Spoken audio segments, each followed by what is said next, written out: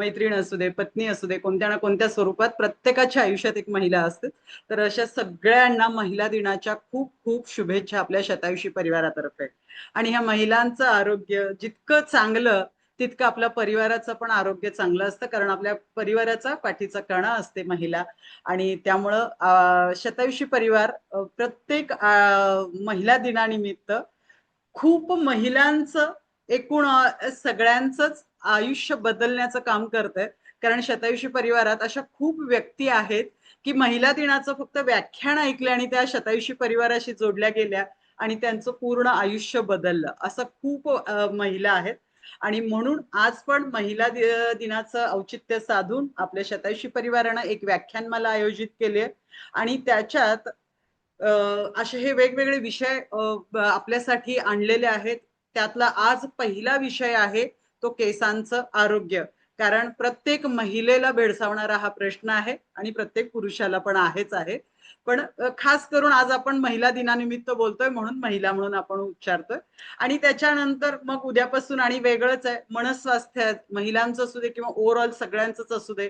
त्याच्यानंतर थायरॉइडचं आहे, मधुमेहचं आहे. असे वेगवेगळे विषय घेऊन ही व्याख्यानमाला पूर्ण आठवडाभर शतायुषी परिवारानं आयोजित केलेली आहे. आणि त्यातलं आज पहिलं व्याख्यान असणार आहे ते केसांच्या आरोग्यावर. आणि हेही आरोग्य आपल्याला जाणून घ्यायला मिळणार आहे एका डॉक्टर व्यक्तीकडून, आणि तीही एक स्वतः महिलाच आहे.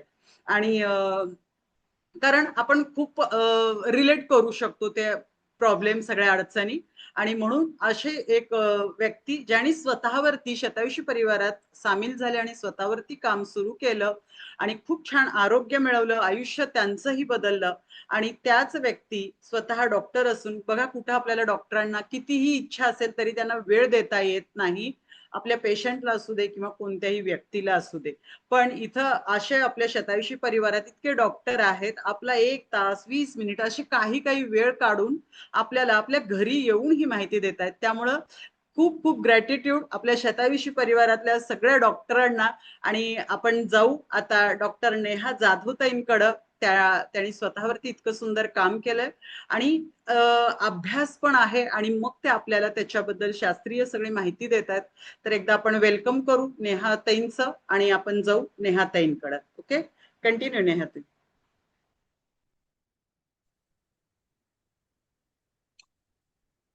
Continue. Good morning all. Good morning all. महिला दिनाच्या सर्व महिलांना आणि पुरुषांनाही हार्दिक हार्दिक शुभेच्छा. मी डॉक्टर नेहा जाधव, मी कोल्हापूरचीच आहे. शतायुषी फॅमिली माझ्या आयुष्यात आली जवळजवळ 1 वर्ष झालं. 1 वर्षापूर्वी मी शतायुषी फॅमिलीला जॉईन झाले. आणि मी जॉईन झाले ते माझं आणि माझ्या मुलाचं वाढलेलं वजन यासाठी. आम्ही जॉईन झालो आणि मॅरेथॉन स्टार्ट झाली 40 दिवसाची. मॅरेथॉन मध्ये भाग घेतला आणि स्वतःमध्ये असा ड्रास्टिक फरक केला. 40 दिवसातच मी पहिला 40 दिवसात 10 किलोचा वेट लॉस केला आणि माझ्या मुलाने सुद्धा पहिल्या 40 दिवसातच हेल्दी 15 ते 14 किलोचा फॅट लॉस केला. वजन कमी झालं आणि त्याच्यासोबत जे त्याच्या अनुषंगाने जे इतर जे आजार असतात, जसं काय गुडघेदुखी आहे, टाचदुखी आहे, फ्रोझन शोल्डर आहे, ह्या सगळ्या गोष्टी माझ्या हळूहळू कमी होत गेल्या. आणि माझे केस पण खूप गळत होते. आजचा विषय आपला केसाबद्दलच आहे. खूप माझे केस गळत होते. थोडा फायनान्शियल प्रॉब्लेम, थोडं घरचे कौटुंबिक थोडे प्रश्न, ह्याच्यामुळे स्ट्रेस लेवल फार होता, झोप लागायची नाही आणि त्याच्यामुळे केस माझे खूप गळत होते. मी जॉईन झाल्यानंतर जसं जसं हा सकस संतुलित आहार, हे न्यूट्रिशन माझ्या पोटात जायला लागलं, तसं तसं माझे सगळे प्रॉब्लेम कमी कमी व्हायला लागले. केस गळती थांबली, छान झोप लागायला लागली, इतर जे दुखणं होतं ते सगळं कमी झालं. एक स्पेसिफिक रिझल्ट आहे माझा स्किनचा, जो फंगल इन्फेक्शनचा. म्हणजे जवळजवळ 8 वर्षापासून मी फंगल इन्फेक्शनच्या गोळ्या खात होते.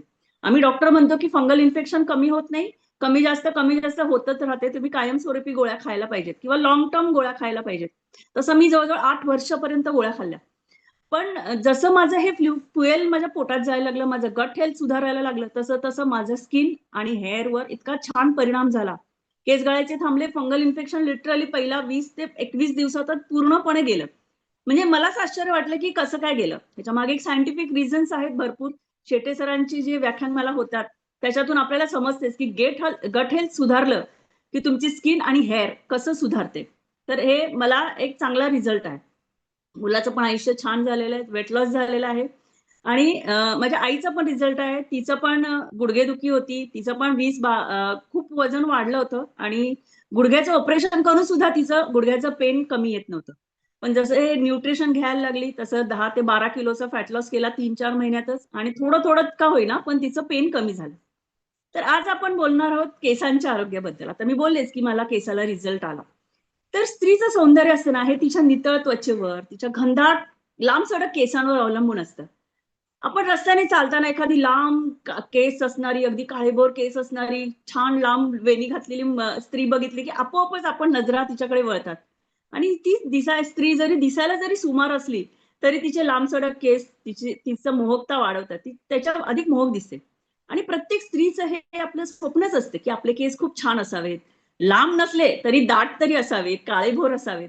पण सध्या काय 100 पैकी 70 महिलांचं आरोग्य हे बिघडत चाललंय आणि त्याचा परिणाम त्यांच्या केसावर व्हायला लागलाय. म्हणजे केसासंबंधीच्या तक्रारी ह्या असतातच.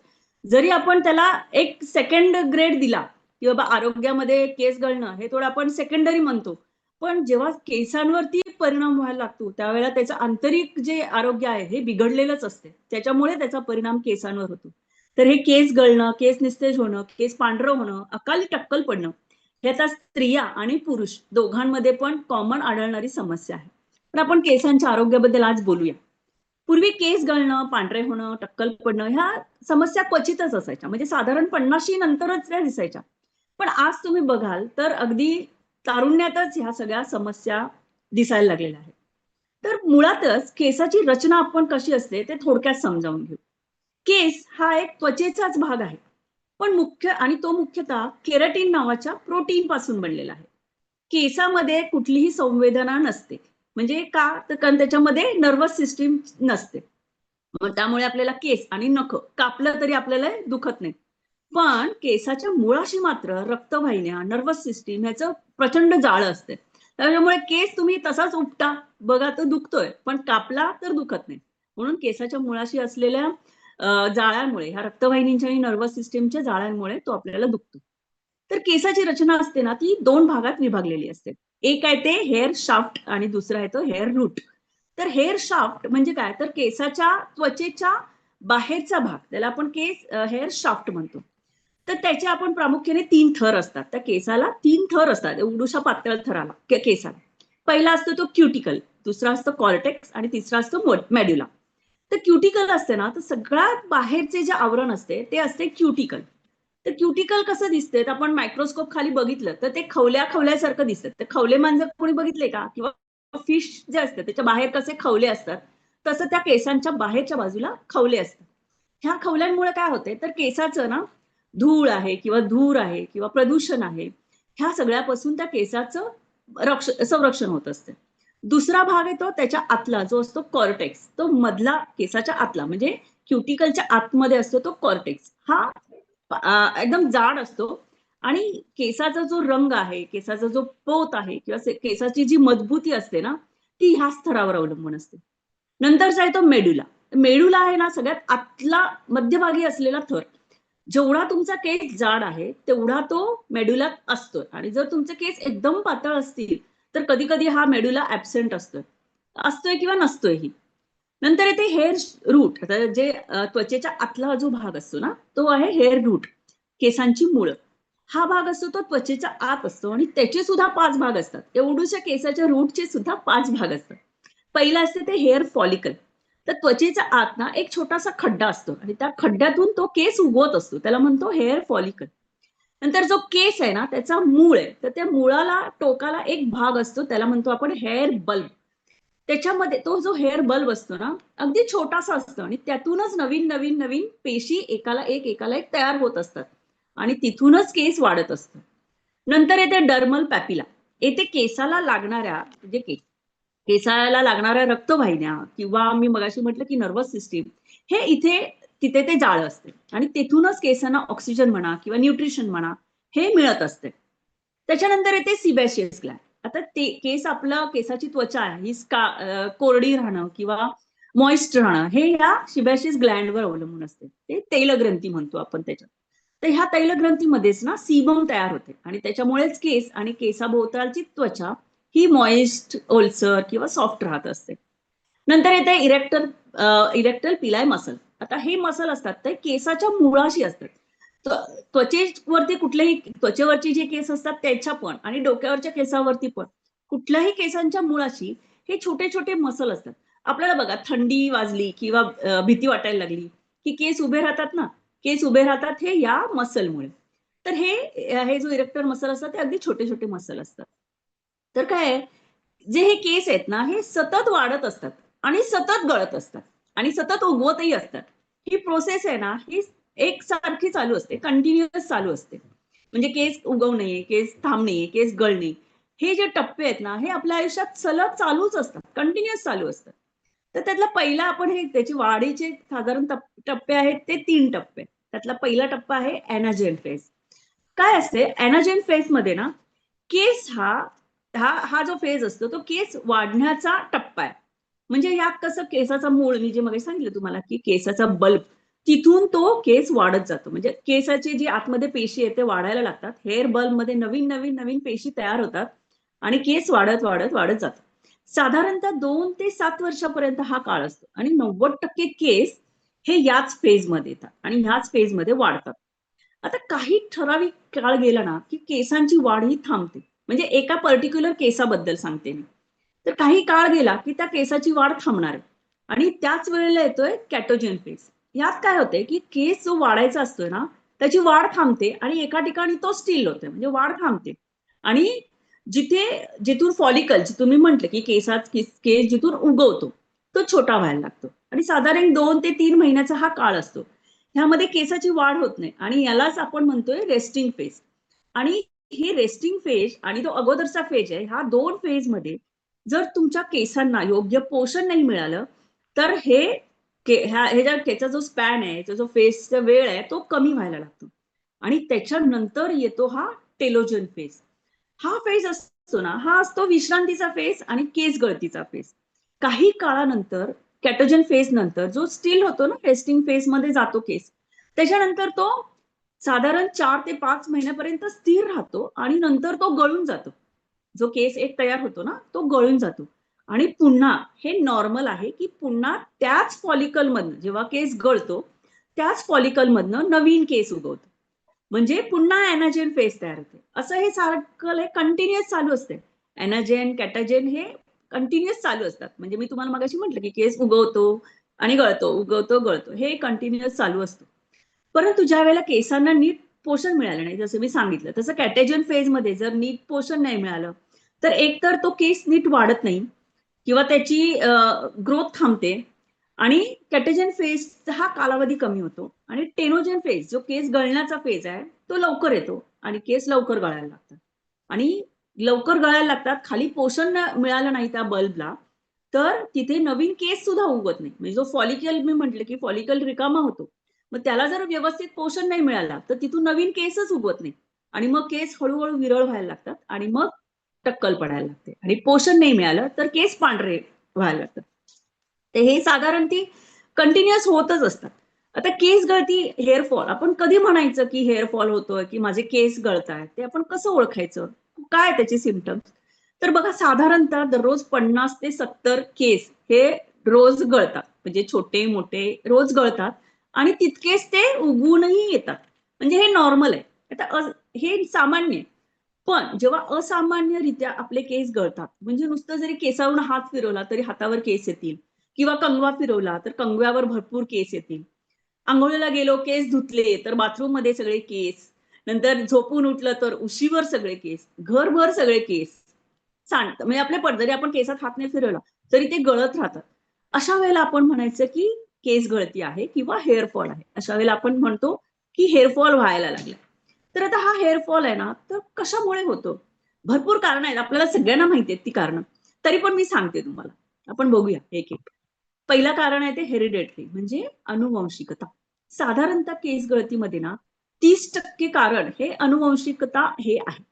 आई-वडील आहेत, आजी-आजोबा, मामा, मावशी किंवा आत्या इकडनं जीन, आईकडनं किंवा वडिलांकडनं आलेले जीन. ह्या जीन्समुळे ना नेक्स्ट जनरेशनमध्ये केस गळणे, टक्कल पडणे किंवा लवकर पांढरे होणे ही लक्षणं दिसून येतात. पण हेरिडेटरी हे जे कारण आहे ना, हे 30%च कारण आहे. ह्या कारण जरी असलं तरी सुद्धा आपण त्याच्यावर व्यवस्थित काम केलं, आपल्या आरोग्यावर काम केलं, तर ह्याच्यावर पण आपण मात करू शकतो. दुसरं कारण आहे स्ट्रेस, ताणतणाव. सतत कसली तरी काळजी करणं, चिंता करणं, अतिविचार करणं हे स्त्रीचं काय भूषणच आहे असं म्हणायला पाहिजे, की काय सतत काही ना काहीतरी टेन्शनमध्येच असतात, काहीतरी स्ट्रेसमध्येच असतात. यामुळे केस गळतात. अॅक्यूट स्ट्रेस म्हणजे काही काळापुरता असणारा स्ट्रेस. आता कोणताही ताणतणाव आहे, जसं आता आपण बघूया, की आता एक्झाम चालू आहेत, 10वी 12वी मुलांचे एक्झाम चालू आहेत. तर ह्या एक्झाम्स परीक्षेच्या काळामध्ये मुलांची पुरेशी झोप होत नाही. अभ्यासाचं टेन्शन असतंय. परत पुढे काय होणार ह्याचं पण टेन्शन असते. तर ह्या तात्पुरता त्या काळापुरतं ना मुलांचे केस गळतात. हे झालं तात्पुरतं, ते अॅक्यूट रिझन असतं. परत स्त्रियांमध्ये पण ना एखादा फॅमिली प्रॉब्लेम, एखादा फायनान्शियल प्रॉब्लेम असेल किंवा एखादा स्ट्रेस असेल किंवा खूप खूप काळापासून आलेला एखादा सामाजिक, वैयक्तिक काही प्रॉब्लेम्स असतील, तर त्याच्यामुळे सुद्धा केस गळतात. हे कशामुळे? तर स्ट्रेस लेव्हलमुळे हे केस गळतात. नंतर आहे एक कारण येते, की कुठलं पण डिसीजेस जसं काही आजार. आता आपण म्हणतो, की टायफॉइड आहे, मलेरिया आहे, डेंग्यू आहे किंवा कोविड नंतर पण ह्या सगळ्या आजारानंतर खूप केस गळतात. हां, पण हे सुद्धा ते तात्पुरत्या प्रकारात असतात. पण काही वेळेला ना पोस्ट कोविड किंवा पोस्ट टायफॉइड एकदा केस गळालेले परत येत नाहीत. म्हणजे एकदा त्या आजारापुरतं जेव्हा केस विरळ झालेले आहेत ना, ते परत उगवूनच येत नाहीत. कारण त्याची जी औषध आहेत, जी अँटिबायोटिक दिली जातात किंवा हायर अँटिबायोटिक असतात कोविडची किंवा हे टायफॉइडची वगैरे, पेन किलर्स दिले जातात. ह्याचा अतिरिक्त वापर होतो. कारण हे आजार असतात ना, हे लाँग टर्म असतात. त्याच्यामुळे खूप दिवसापर्यंत त्याची औषधं घ्यावी लागतात आणि त्याच्या अतिरिक्त वापरामुळे सुद्धा केस गळतात. आणि तसं किंवा काही ऑपरेशन झाले, हॉस्पिटलायझेशन करायला लागलं, काही इमर्जन्सी आली, हॉस्पिटलायझेशन करायला लागलं, तर त्यावेळेला सुद्धा तुम्हाला अँटिबायोटिक्स वगैरे दिले जातात. हायर अँटिबायोटिक्स दिले जातात हॉस्पिटलायझेशनमध्ये. त्याच्या वापरामुळे सुद्धा केस गळतात. तसंच कॅन्सर सारख्या आजारावर घेतली जाणारी किमोथेरपी, यांचा साइड इफेक्ट तर इतका प्रचंड असतोय. तुम्हाला माहितीच असेल, की कॅन्सर झाला, की आपल्या समोर येते, की केस गळणार. हे का होते, की ते जे केमोथेरपीची औषधं असतात, ती भयानक गरम असतात, म्हणजे उष्ण असतात, ज्याचा इफेक्ट हा हेअर फॉलिकलवर होतो आणि त्याच्यामुळे केस गळतात. आपण सर्रास बघतो हे आणि इतर पण अशी भरपूर औषधं आहेत आणि त्या औषधांचा साइड इफेक्ट म्हणून सुद्धा केस गळतात. आणखीन एक कारण आहे, की हार्मोनल इम्बॅलन्स. सर्वात कॉमनली आढळणाऱ्या कारणांपैकी हार्मोनल इम्बॅलन्स हा एक सगळ्यात महत्वाचं कारण आहे. पुरुषांमध्ये एंड्रोजन म्हणजे टेस्टोस्टेरोन हार्मोन हे सिक्रेशनचे ह्याचं जे सिक्रेशन आहे ते कमी व्हायला लागलं की हेअर फॉल होतो आणि स्त्रियांमध्ये इस्ट्रोजन कमी झालं आणि प्रोलॅक्टिन जे हार्मोन असते त्याचं सिक्रेशन वाढलं की हेअर फॉल होतो. साधारणतः स्त्रियांमध्ये हार्मोनल इम्बॅलन्सच्या आता सध्या ना खूप तक्रारी वाढलेल्या आहेत. व्यायामाचा अभाव आहे, बदललेली जीवनशैली आहे, सकस संतुलित आहाराचा अभाव आहे. ह्यामुळे हार्मोन इम्बॅलन्स होतोच. हे आपण आपल्या कॉलवर बघतोच. हे आपण सर्रास बोलतोच. त्याचं मूळ कारण आहे सध्या ओबेसिटी आहे, थायरॉइड आहे, हायपरटेन्शन आहे, ऑस्टिओआर्थरायटिस, ऑस्टिओपोरायसिस यासारखे लाईफस्टाईल डिसऑर्डर आता वाढतच चाललेत. आणि त्यामुळे आणि त्याच्यावरील औषधाच्या अतिवापरामुळे सुद्धा हेअर फॉल होतो. आता ह्या सर्व डिसऑर्डरचं मूळ कारण काय आहे? आपण बघतो की इन्शुलिन रेझिस्टन्स ज्याबद्दल आता शेटे सर आहे, डॉक्टर प्रसाद पाटील सर आहेत. आपण वेळोवेळी याबद्दल कॉलवर आपण बोलतोच आणि त्याबद्दल आपल्याला मार्गदर्शन मिळतच असते. तर मुळात त्या इन्शुलिन रेझिस्टन्सवर काम करणं फार महत्वाचं आहे. सध्या स्त्रियांमध्ये पीसीओडी, पीसीओएसच्या समस्या सुद्धा खूप वाढल्या. खूपच प्रचंड. आता माझ्या ओपीडीमध्ये मी बघते ना, 10 पैकी एक 5-6 मुलींना पीसीओडी आहेच किंवा इन्फर्टिलिटीच्या केसेसमध्ये सुद्धा त्याचं कारण हे पीसीओडी, पीसीओएसच आहे. त्याच्यामध्ये पण एक लक्षण, की तिथे डोक्यावरचे केस गळतात. त्याच्यात एक लक्षण असतं त्यांना, की केस गळायला लागतात. आणि यामध्ये कसं आहे, डोक्यावरचे केस गळतात आणि जिथे केस नको आहेत, तिथे म्हणजे बाबा अपर लिप आहे किंवा चेहऱ्यावर आहे, प्रायव्हेट पार्ट्सवर आहे, हातापायांवर आहे, इथे अनवॉन्टेड हेअर ग्रोथ व्हायला चालू होते. अनेकदा ना हेवी मेन्स्ट्रुएशन म्हणजे अंगावरून खूप जाणं, ते पीसीओडी, पीसीओएसच्या समस्या असतात ना, त्याच्यामध्ये तुम्हाला जे हे आहेत आपलं मेन्स्ट्रुएशन आहे. मेन्स्ट्रुएशनमध्ये चेंजेस दिसून येतात. बऱ्याच स्त्रियांना खूप मेन्स्ट्रुएशन होते किंवा 15-15 दिवसाला मेन्स्ट्रुएशन होते, पिरियड्स येतात. अशा वेळेला अंगावरून खूप जाते आणि अनियमित पाळी ह्यामुळे ना शरीरातलं, रक्तातलं आयर्नचं प्रमाण हे कमी व्हायला लागतं. आणि रक्तक्षय म्हणजे ज्याला आपण अॅनिमिया म्हणतो, तर अॅनिमिया होऊन रक्ताचं प्रमाण कमी होऊन, HB चं प्रमाण कमी होऊन, केसाच्या मुळाला त्याचं न्यूट्रिशन न मिळाल्यामुळे सुद्धा केस गळायला लागतात. आता मी मगाशी सांगितलं की थायरॉइड मध्ये केस गळतात. सध्या तरुण वयामध्ये मुला-मुलींमध्ये थायरॉइड डिटेक्ट व्हायला लागलाय. प्रेग्नन्सीमध्ये म्हणा किंवा आपण रुटीन मध्ये जेव्हा ओबेसिटी वगैरे पेशंटच्या आपण बघतो, ओबेसिटी ज्यांचं वजन खूप वाढलेली आहे, पीसीओडी, पीसीओएस आहे किंवा इन्फर्टिलिटी आहे, अशामध्ये जर आपण त्यांचं ब्लड चेकअप करायला गेलो तर थायरॉइडिझम हे डिटेक्ट होतोच. म्हणजे हायपोथायरॉइडिझम मध्ये हे सगळ्यात जास्त प्रमाणात लक्षण आढळून येते की केस गळते. अनेकदा ना गर्भनिरोधक गोळ्या ज्या आहेत त्या त्याच्या अतिसेवनामुळे अधिक काळपर्यंत घेत राहिल्या तरी सुद्धा किंवा अचानक त्या गोळ्या खायचं थांबवलं तरी सुद्धा केस गळतात. कारण हे हार्मोन आहेत ना, हार्मोनच्या गोळ्या असतात त्या, ज्या गर्भनिरोधक गोळ्या असतात त्या. जेवढं त्याचं प्रमाण जास्त, अतिप्रमाणात खाणं म्हणजे त्याचं प्रमाण वाढवणं आणि एकदम स्टॉप करणं म्हणजे त्याचं प्रमाण ब्लडमध्ये एकदम खाली आणणं. ह्या 2 मुळे ना नॉर्मल जो हार्मोन जो असतो शरीरामध्ये त्याचा पूर्ण इम्बॅलन्स होतो आणि त्याचा इफेक्ट म्हणून सुद्धा केस गळायला लागतात. नॉर्मली मुलं-मुली वयात येतात तेव्हा शरीरात झालेले हार्मोन चेंजेस हे तात्पुरत्या स्वरूपात त्यांचे केस गळतात. म्हणजे वयात येणारे मुलं किंवा मुली ते त्या वेळापुरतं म्हणजे मेनार्कीमध्ये थोडं की केस गळतात. पण नंतर ते नॉर्मल होऊन जातात. पण पोषण व्यवस्थित घेतलं नाही तर ते कायमस्वरूपी राहतात आणि जर व्यवस्थित पोषण अशा वेळेला मिळालं, मुलं-मुली वयात येताना त्या काळामध्ये त्यांच्या, तर ते केस गळायचे केस पुन्हा त्या उगवायला लागतात. किंवा मेनोपॉजमध्ये सुद्धा. मेनोपॉजमध्ये तर प्रचंड हार्मोन इम्बॅलन्स असतो आपण ऐकतोच आणि इम्प्रॉपर न्यूट्रिशन यामुळे सुद्धा केस गळतात. प्रेग्नन्सीमध्ये किंवा डिलिव्हरीमध्ये, पोस्ट डिलिव्हरीमध्ये हा सुद्धा हेअरफॉल होतो की प्रेग्नन्सीमध्ये कसं आईने खाल्लेलं सगळं पोषण, सगळं जे न्यूट्रिशन आहे ते बऱ्याच अंशी हे त्या गर्भाला मिळत असते, गर्भाच्या वाढीसाठी जात असते आणि डिलिव्हरी नंतर सुद्धा दुधातून त्याचं बाळाचं पोषण होत असते. अशा वेळेला जर आईच्या आहारामध्ये जर योग्य पोषण मूल्याचा योग्य प्रमाणात समावेश नसेल तर अशा वेळेला आईचा हेअरफॉल होणार. प्रेग्नन्सीमध्ये पण होणार आणि पोस्ट डिलिव्हरी तर होणारच होणार. आणि या काळात कसे शरीरामध्ये मानसिक पण बदल झालेला असतोय, थोडासा मेंटली स्ट्रेस पण असतोय आणि शारीरिक बदल तर हे असतातच असतात. त्याच्यामुळे तो एक कारणीभूत आहे की हेअरफॉलसाठी. शिवाय ना आपल्या केसाच्या मुळाशी जर काही डॅन्ड्रफ किंवा सिबोरिक डर्मॅटायटिस यासारखे काही फंगल इन्फेक्शन असतील, बरेचसे केसाच्या मुळाशी स्किनच्या संदर्भात असणारे आजार, जसं मी मगाशी म्हटलं की फंगल इन्फेक्शन. फंगल काय फक्त स्किनला बॉडीवरच होतंय असं नाही, स्किनच्या डोक्यावरच्या केसामध्ये सुद्धा फंगल इन्फेक्शन होते आणि त्याचा भयानक साईड इफेक्ट होतो की केस गळतात. कारण ते जी मुळं असतात ना केसांची त्याच्यातच ते फंगस जाऊन बसते आणि ते त्याचे बल्ब खराब करते आणि केस कमकुवत होऊन केस गळायला लागतात. आणि ह्या सगळ्या आजारांवरती पूर्ण प्रॉपर ट्रीटमेंट घेतली नाही तर ही झालेली केस गळती पुन्हा तयार होत नाहीत केस गेलेले आणि ते तसेच केस विरळच राहतात कायमस्वरूपी. तसंच आता आपलं लाईफस्टाईल आहे ना, तसं आपल्या लाईफस्टाईलमध्ये आपण जे बदल केलेले आहेत, जसे की आपले स्लीपिंग हॅबिट्स आहेत, टीव्ही, मोबाईल यामुळे रात्रीची जागरण करतायत मुलं, स्मोकिंग आहे, ड्रिंक्स आहेत, टोबॅको सेवन आहे. ह्या सगळ्या गोष्टी आहेत ना, ह्या सगळ्या गोष्टी ऑटोमॅटिकली नुसतं केसांवरच नाही, पूर्ण आपल्या आरोग्यावरच त्याच्या वाईट परिणाम होतात.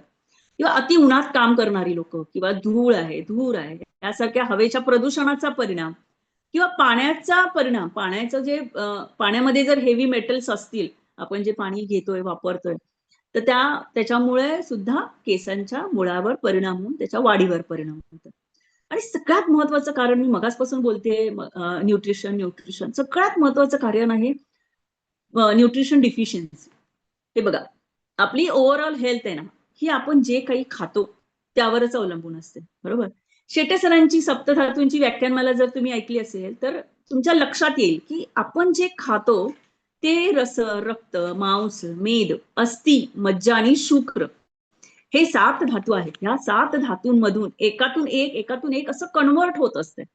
मग त्यातला जो अस्थी धातू आहे ना, त्या अस्थी धातूचा मल धातू आहे हा केस आणि आपली नख.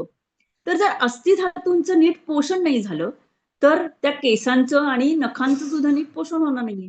आणि मुळात जो आहार आपण घेतोय तो जर पूर्ण न्यूट्रिशियस नसेल तर हे पुढच्या धातूंचं पोषण होणं अशक्यच आहे. म्हणून आपण जो आहार खातोय, आपल्या चाटात जे आपण वाढून घेतोय, हे तितकंच न्यूट्रिशियस आहे की नाही, हे सुद्धा बघणं खूप गरजेचं आहे. आता कोणतंही सौंदर्य असो, मग ते केसाचं असो, त्वचेचं असो किंवा आपला इंटरनल असो, ते आतून यायला हवं. आतून जे म्हणजे आपल्या आहारातून यायला आंतरिक सौंदर्य हवं. आहाराच्या कमतरतेमध्ये व्हिटॅमिन डिफिशियन्सी हे मूळ कारण आहे केस गळतीचे. आता मी तुम्हाला मगाशी सांगितलं की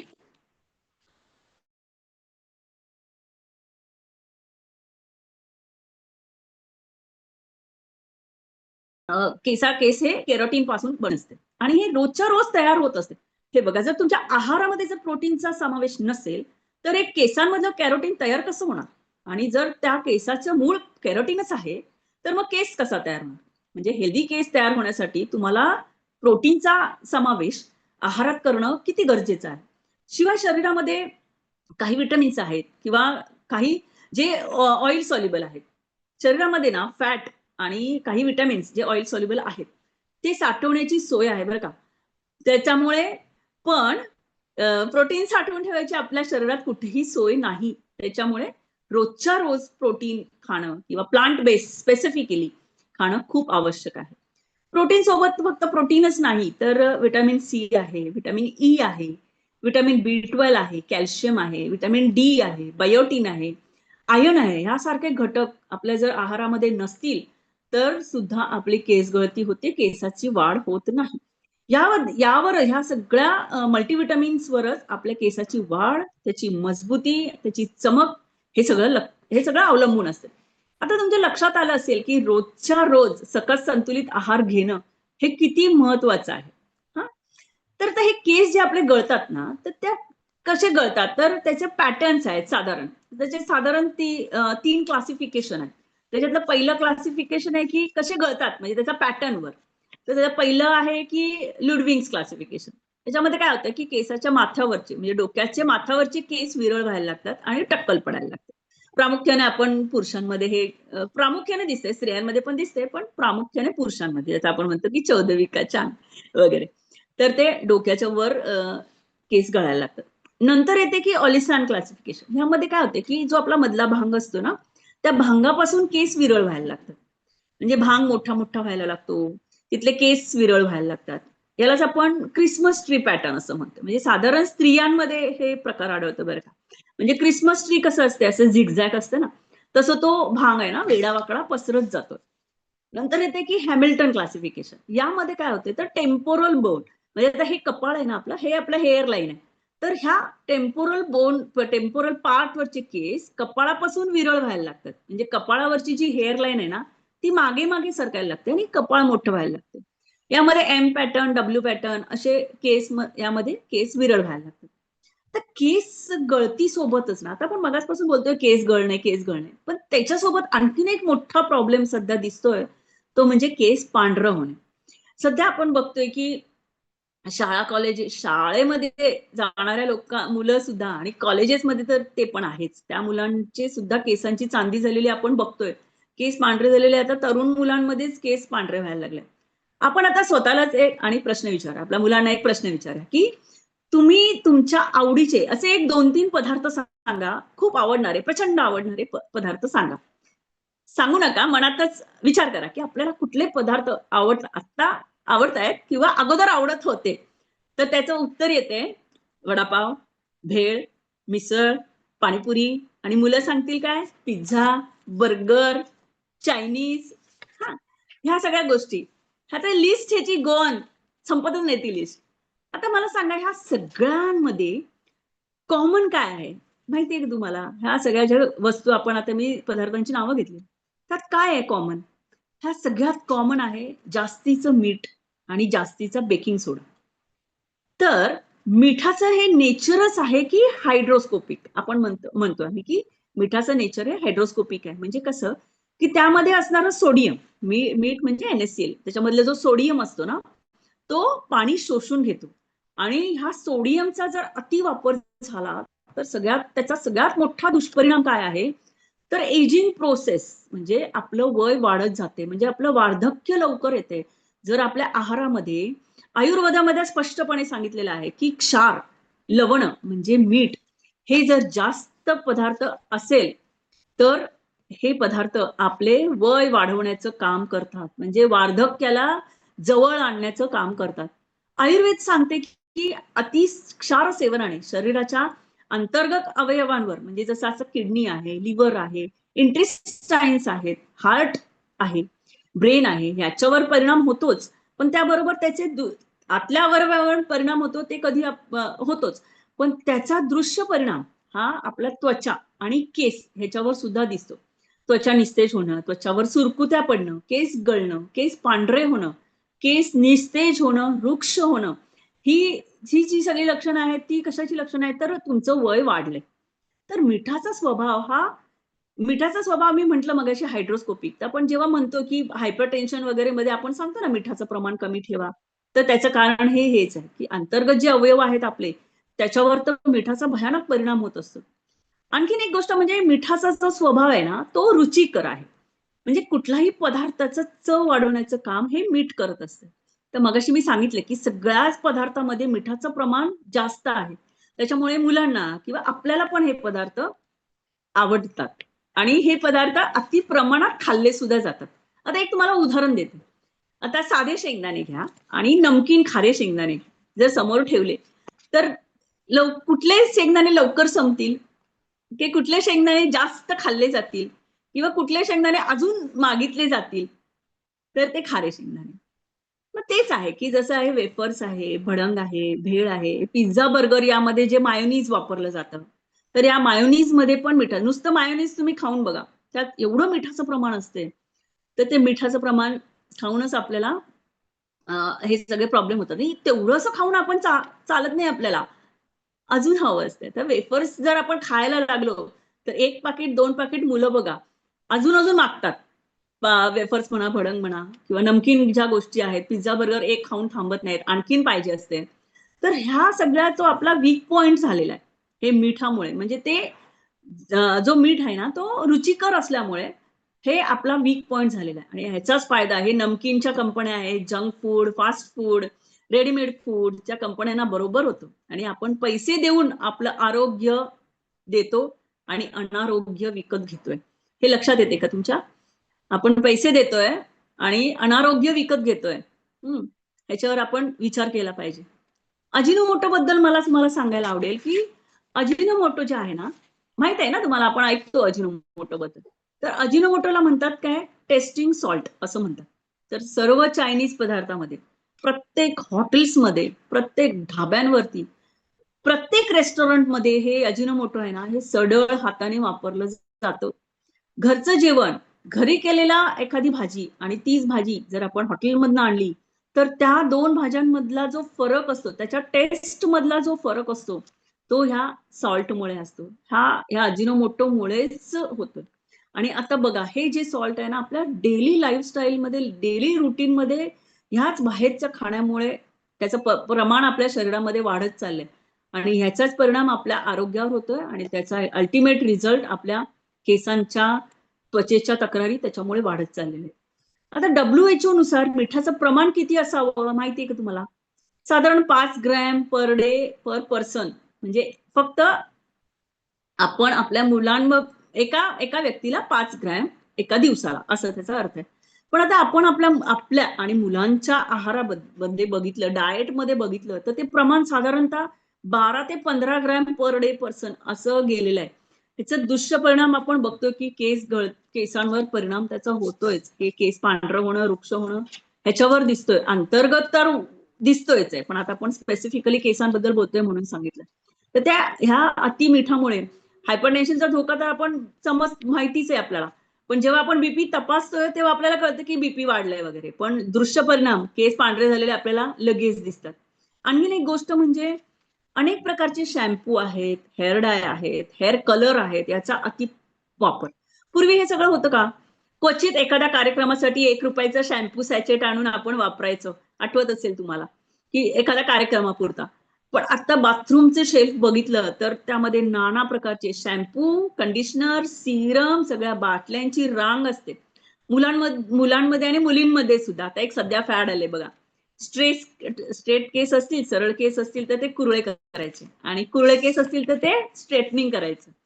आणि केसाचा जो ओरिजिनल कलर आहे तो सोडून दुसऱ्याच कलरमध्ये शेडमध्ये केस रंगवायचे आणि केस पांढरे झालेत म्हणून पण केस डाय करायचे. तर ह्या सगळ्या प्रोसेसमध्ये ना अतिशय हार्मफुल केमिकल असतात, प्रचंड प्रमाणात उष्णता वापरली जाते आणि त्याच्यामुळे केसाचं जे बाहेरचं आवरण, जे मगाशी मी सांगितलं क्युटिकल, ते खराब व्हायला लागतं आणि केस निस्तेज होतात.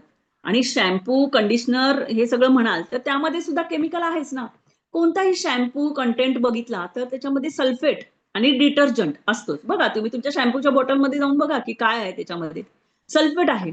जेवढा सल्फेट जास्त तेवढा त्याला फेस येतो आणि जेवढा ज्याचा फेस जास्त तेवढा तो स्ट्रॉंग शॅम्पू असतो आणि तो स्ट्रॉंग शॅम्पू त्वचेच्या मुळाशी असलेल्या सिबॅशियस ग्लँड, डर्मल पॅपिला मध्ये असणाऱ्या रक्तवाहिन्या, त्याच्या ज्या ज्या खाली ज्या मुळाशी असतात त्याचा भाग तो डॅमेज करतो. आणि तोच प्रकार आहे हेअर डायर बद्दल पण. केस पांढरा होतो म्हणजे काय होतं, तर जसं आपलं वय वाढतं तसं त्वचेमध्ये असणारे जे मेलॅनोसाइट्स असतात त्याचं प्रमाण कमी कमी व्हायला लागतं. आणि त्या मेलॅनोसाइट्स पेशी असतात त्यामध्ये मेलॅनिन नावाचं एक रंगद्रव्य सुद्धा तयार होत असते. तर जेव्हा हे मेलॅनोसाइट्स कमी होतात तेव्हा मेलॅनिन सुद्धा व्हायला लागतं आणि त्याच्यामुळे केसाची मुळं ही पांढरी व्हायला लागतात. म्हणजे आता केसाचा कलर जो पांढरा होतो तो ह्या मेलॅनिनचं प्रमाण कमी झाल्यामुळे. आता केसाची मुळं जेव्हा डॅमेज होतात, हा जे पेशी डॅमेज होतात, तेव्हा सुद्धा मेलॅनिन तयार होत नाही आणि मग केस पांढरे होतात. म्हणजे वयानुसार होण्याची गोष्ट वेगळी. पण जेव्हा ही मुळाची केस मुळाच्या आजूबाजूला जी केस असतात, पेशी असतात, ते जर ह्या केमिकल्समुळे खराब झाले, तरी सुद्धा केस पांढरे व्हायला लागतात. आणि डाय काय करतो? तो तर त्या केसाच्या मुळाशी जाऊन त्या पेशीला कलर देतो. आणि एकदा का केस वाढला की पुन्हा नवीन केस हा पांढराच येतो. बघा तुम्ही, पांढराच येतो. नाही काळा येत नाही एकदा डाय केले की. पांढराच येतो मुळात. आणि मग आपण परत त्याला टचअप करतो. मग परत टचअप, परत परत टचअप, असं मग सतत सतत केमिकलच्या संपर्कात आल्याने ही मुळाची त्वचा जी आहे ही कमकुवत व्हायला लागतात. तिची मुळं कमकुवत व्हायला लागतात आणि मग केस गळायला लागतात. आणि पांढरे केस काळे करायच्या नादात आपण ते आहेत ते केस पण गमावून बसतो. म्हणजे डायमुळे जे केस गळतात ना, ते हेच त्याचं कारण आहे. मग तर तुम्ही म्हणाल की केस गळायला लागले तर त्याच्यावर काय उपाय आहे सांगा मॅडम, एक कोणता तरी उपाय सांगा. तर केस गळतीवर कोणताही सोपा उपाय नाही. कोणतेही तेल, कोणतेही शॅम्पू, कोणताही स्पा, कोणतेही सिरम किंवा कोणताही हेड मसाज कशानेही केस गळती ही लगेच थांबत नाही. उलट तेलाबद्दल मला विचाराल तर ज्यांचं जे स्काल्प आहे ना, जे त्वचा आहे केसांची, ती जर ऑइली असेल म्हणजे सिबॅसियस ग्लँडचं प्रमाण जास्त असेल, सीरम जास्त तयार होत असेल, तर अशा व्यक्तींमध्ये जर तुम्ही तेलाचा अतिवापर केला ना, तर त्यामुळे सिबोरिक डर्मेटायटिस सारखे फंगल इन्फेक्शन व्हायची शक्यता जास्त असते. म्हणजे तेलाच्या अतिवापरामुळे सुद्धा तुमची केसांची मुळं डॅमेज होऊ शकतात. म्हणजे जर तुम्हाला सिबोरिक डर्मेटायटिस असेल, फंगल इन्फेक्शन एखादं असेल, तर त्याच्यामुळे सुद्धा केसाची मुळं डॅमेज होऊ शकतात. आणि शॅम्पू जे आहे ना, हे जो कन्सेप्ट आहे ना, हा फक्त शॅम्पू तुम्हाला फक्त केस स्वच्छ करण्यासाठी आहे. मग त्याच्यामध्ये कोणताही प्रोटीन शॅम्पू घ्या किंवा कसलाही शॅम्पू घ्या. ते तो केसाच्या मुळात जात नाही. ते जर आपण म्हणतो प्रोटीन शॅम्पू मी वापरतो. प्रोटीन शॅम्पू मधला शॅम्पू हा केसाच्या मुळात जात नाही. शॅम्पू हा फक्त केसाच्या बाहेरचं आवरण आहे. ते फक्त स्वच्छ करायचं काम करतं. त्याच्यामुळे वरनं प्रोटीन शॅम्पू घालण्यापेक्षा आहारातून प्रोटीन इंटेक करणं हे खूप गरजेचं आहे. आता झाडांची पानं आहेत. पानांच्या वरती जर तुम्ही खत शिंपडला तर चालेल काय हो? झाडं वाढायची असतील तर त्याच्या मातीतच खत मिसळायला पाहिजे ना. होय की नाही मॅडम? सुजाता मॅमना माहित असेल हे. सुजाता मॅमनी जर झाडांच्या वरतीच खतं शिंपडली असती, खतं म्हणते मी. जर पानांवर शिंपडली असती, तर झाडं वाढली असती का? नाही ना. त्याच्या मातीतच ती खतं घालायला लागतात. तसंच आहे केसांचं. आणखीन एक महत्वाचं, आपण घेतलेला आहार हा योग्य पद्धतीने पचन होतोय की नाही, हे सुद्धा गरजेचं आहे. मी मगाशी म्हटलं की जे आपण खातो ते रसरक्त धातूमध्ये कन्व्हर्ट होतं ना, मगाशी मी सांगितलं. त्याचप्रमाणे जर आपलं पचन संस्था जी आहे ती जर उत्तम असेल, म्हणजे जे आपण खातोय त्याच्यातनं जे न्यूट्रिशन आहे ते जर आपलं आरोग्य जर त्याच्यातनं व्यवस्थित ऍब्झॉर्ब नाही झालं, तर ते केसापर्यंत किंवा त्वचेपर्यंत किंवा इतर अवयवांपर्यंत कसं पोहोचणार. म्हणून सगळ्यात गरजेचं आहे आपली पचन संस्था सुद्धा उत्तम असणं गरजेचं आहे. आता हे पचन संस्थेचा आपण त्याचा जो आपण टॉपिक आहे तो वेगळाच आहे की गट हेल्थ बद्दल.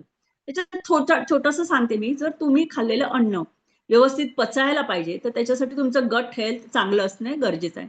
तर त्यासाठी आपल्या त्रिफळा जे आपण आहारामध्ये वापरू शकतो, की त्रिफळा जे आहे अतिशय उपयुक्त आहे. त्यात पण त्रिफळामध्ये आवळा, बेळा, आवळकटी हे आपल्याला माहिती आहे. त्यातलं जे आवळं आहे ना, हे अमृताप्रमाणे काम करते. म्हणजे मी मगाशी म्हटलं, की वार्धक्य दूर करायचं काम हे करायला पाहिजे ना. मग आवळ्याला आपण काय म्हणतो? अमृता. अमृता म्हणजे काय? अमृताप्रमाणे काम करते आवळा. तर वार्धक्य दूर करायचं काम करते. त्याच्यामध्ये व्हिटॅमिन सी हे भरपूर प्रमाणात असते. आपल्या त्रिफळा जी टॅबलेट आहेत ना, ते अतिशय योग्य आहेत ह्या सगळ्या गोष्टींसाठी. आहारातून तर घेतलंच पाहिजे. पण आहारात आपल्याला आता काही मिळतच नाही. आपण शेतीची अवस्था आता बघतोय. त्याच्यामुळे आउटर न्यूट्रिशनसाठी आपल्याला स्किनच्या ग्लोसाठी, आपल्या हेअरच्या ग्लोसाठी आवळा, त्रिफळा हे घेणं फार गरजेचं आहे. तसंच पोटाचं हेल्थ मी सांगितलं तुम्हाला गट हेल्थ. गट हेल्थ सुधारण्यासाठी आपल्याला सिम्पली प्रोबायोटिक आहे किंवा ॲक्टिव्ह फायबर कॉम्प्लेक्स आहे. यासारखी न्यूट्रिशन्स आहेत, जी गट हेल्थ सुधारण्याला मदत करतात. मी मगाशी तुम्हाला सांगितलं, की जसं-जसं न्यूट्रिशन पोटात जायला लागलं, तसं माझ्या स्किनला आणि हेअरला हा रिझल्ट आला. तर त्याचं ते कारण तेच आहे. तर तुमची गट हेल्थ सुधारली, तरच तुमचं आउटर सौंदर्य आहे ते टिकून राहणार आहे. तर हार्मोन रिलेटेड आपण मी जी कारणं सांगितली, की पी आहे, पी आहे, थायरॉइड आहे, ओबेसिटी आहे. ह्या सगळ्यांवर कसं काम करायचं? तर त्याच्यासाठी आपली शतायुषी फॅमिली ही नेहमीच अग्रेसर राहते. वेट लॉस मॅरेथॉन मी सांगितलं पहिलाच उल्लेख केला, की वेट लॉस मॅरेथॉनमध्ये भाग घेतला आणि वजन कमी केलं. नुसतं वजन कमी होत नाही, तर बाकीच्या पण शरीरातलं जे आरोग्य आहे ते आपलं टिकून राहते. वजन कमी करणं इतकं सोपं काम शतायुषीमध्ये दुसरं कुठलंच नाहीये. वाढलेलं वजन कमी करायला आलेले किंवा थायरॉइड, बीपी, डायबिटीज किंवा पी-सी-ओ-डीवर काम करायला आलेल्या कित्येक स्त्रियांमध्ये आपण केसावर रिझल्ट आलेला आपण नेहमीच ऐकतो. तर मीच मगाशी सांगितलं, की मी आले होते वजन कमी करायला, पण केसाला रिझल्ट आला, स्किनला रिझल्ट आला. तर ते त्याचा इम्पॅक्ट तोच आहे, की तुमचं इंटरनल जर न्यूट्रिशन व्यवस्थित झालं, तर तुमचे आउटर हेल्थ पण चांगली होते. आता इथे योगा आहे, वर्कआउट आहे, प्राणायाम. आता हे जे मी सांगितले, की जे लाईफस्टाईल डिसऑर्डर आहेत. तर लाईफस्टाईल डिसऑर्डरवर काम करायला तुम्हाला तुमच्या हेल्थवर काम करायला पाहिजे पहिलं तुमच्या. त्याच्यासाठी आपल्याला योगा, वर्कआउट, प्राणायाम इथे याचा उपयोग होतोच होतो. वर्कआउट आणि योगामुळे मेटाबॉलिझम बूस्ट होते.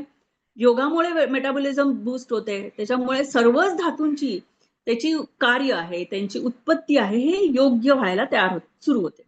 आणि स्ट्रेस आहे, ताणतणाव ह्याच्यामुळे मी मगाशी तुम्हाला सांगितलं, की स्ट्रेसमुळे, ताणतणावामुळे, टेन्शनमुळे हेअर लॉस होतो. तर त्याच्यासाठी प्राणायाम आहे, योग निद्रा आहे, ओंकार जप आहे. शतायुषी फॅमिली हे सगळं तुम्हाला फ्री ऑफ कॉस्ट देत आहे.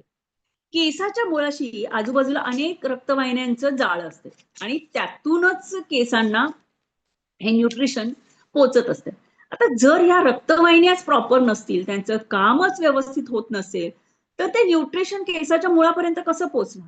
त्यासाठी अनेकविध योगासनं आहेत, की ज्याच्यामुळे योगासनं आहेत किंवा ओंकार जप सुद्धा आहेत, ज्याच्यामुळे जे डोक्याची जी स्किन आहे, त्या स्किनचा रक्तपुरवठा सुधारण्याचं काम होतंय.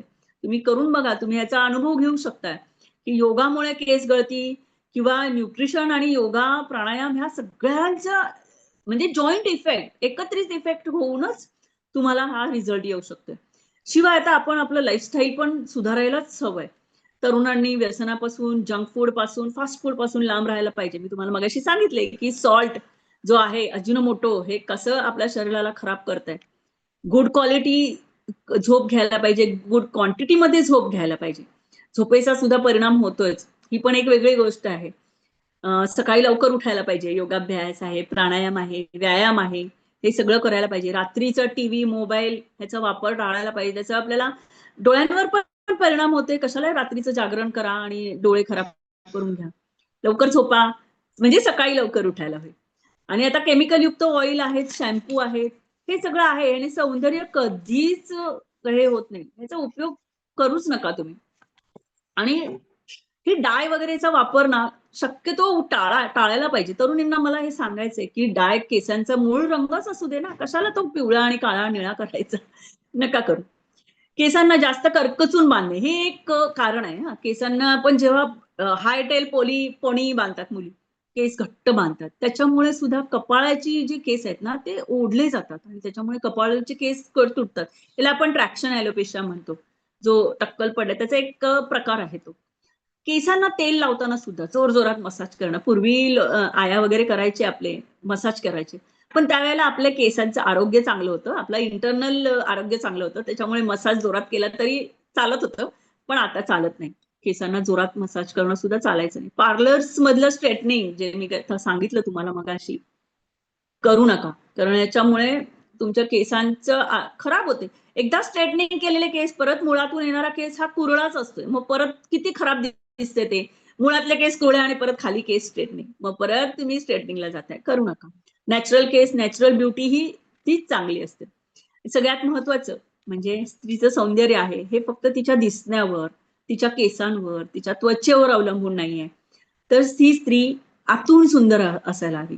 स्त्रीच नाही, स्त्री आणि पुरुष दोघं सुद्धा त्यांच्या शरीराबरोबर ना मनाने आणि विचारांनी सुद्धा सुंदर असायला हवे. शारीरिक बाह्य सौंदर्य हे क्षणभंगूर आहे. जसं आपलं वय वाढणार आहे तसं ते शारीरिक सौंदर्य कमीच होणार आहे. ते आपल्याकडे त्याचा पर्याय नाहीये. पण जो मानसिक सौंदर्य आहे, आंतरिक सौंदर्य आहे, हे कधीच कमी होत नाही. त्यामुळे आपल्याला मनाने, आपल्या विचारांनी, आपल्या आचारांनी उत्तुंग व्हायला पाहिजे. आणि त्याच्यासाठी शतायुषी फॅमिलीचं मॉर्निंग फेअर स्टेशन दुसरा पर्यायच नाही. इथे अर्चिता मॅम आहेत, धनाजी सर आहेत, वैद्यताई आहेत, माय फेवरेट वैद्यताई आहेत. यांचं व्यक्तिमत्व हे सगळे आपलं व्यक्तिमत्व विकास करण्यासाठी नेहमीच वेगळे वेगळे टॉपिक देत असतात. त्यातूनच आपलं आंतरिक सौंदर्य वाढत असते.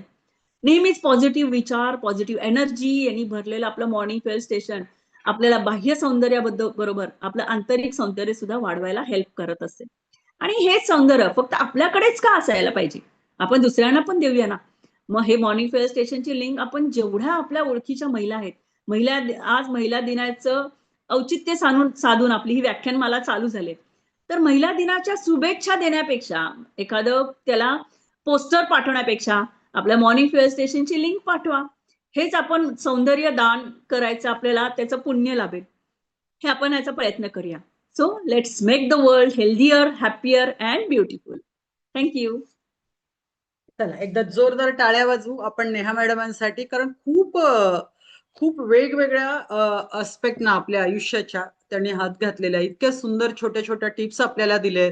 मला वाटतं या प्रत्येक गोष्टीवरती आपण विचार करून जर तसं जगायला लागलो सजगपणे आणि त्या गोष्टी फॉलो करायला लागलो तर कुणाचंही आरोग्य बिघडणं इम्पॉसिबल आहे. आपलं केसांचं आरोग्य असू दे, कुठलंही असू दे, मुळात फक्त केसांचं आरोग्य हा विचार होतच नाही. तुम्ही ओव्हरऑल जेव्हा तुमच्या हेल्थवरती काम कराल तेव्हाच तुमचं केसांचंही आरोग्य सुधारेल, तुमच्या त्वचेचंही आरोग्य सुधारेल, तुमच्या प्रत्येक अवयवाचं आरोग्य सुधारणार आहे. आणि त्याच्यासाठी आपल्याला जीवनशैलीच व्यवस्थित ठेवावी लागेल. व्यायामाचा अभाव असेल किंवा आपली ताणतणावाचं आयुष्य असेल किंवा पोषण मूल्यांचा आपल्या आहारात कमतरता म्हणजे असंतुलित आपला आहार असेल किंवा खाण्यापिण्याच्या अयोग्य सवयी असतील, तर हे सगळं चेंज करून आपण आपलं आरोग्य सुधारू शकतो. आणि मग ते प्रत्येक महिलेचा तो जन्मसिद्ध अधिकार आहे, कारण ती तर आपल्या घराचा कणा आहे. त्यामुळं आपण प्रत्येक महिलेने याच्यावरती जाणीवपूर्वक विचार केला पाहिजे आणि प्रत्येक पुरुषानेही विचार केला पाहिजे. जसं मी म्हटलं की प्रत्येक पुरुषाच्या आयुष्यात कोणत्या ना कोणत्या स्वरूपात एक महिला आहेच आणि तिचं आरोग्य ही आपल्या प्रत्येकाची जबाबदारी, आपल्या समाजाची जबाबदारी. म्हणून आपण नेहाताईंनी तुम्हाला सगळं सांगितलं. आपला ओंकारचा वर्ग आहे, आपले प्राणायामचे वर्ग आहेत, आपला योगाचा वर्ग आहे, आपली वर्कआउटची बॅच आहे, मॉर्निंग फ्यू स्टेशन आहे. आता मॉर्निंग फ्यू स्टेशन मध्ये उद्या तर महत्वाचा मनस्वास्थ्य हा टॉपिक आहे.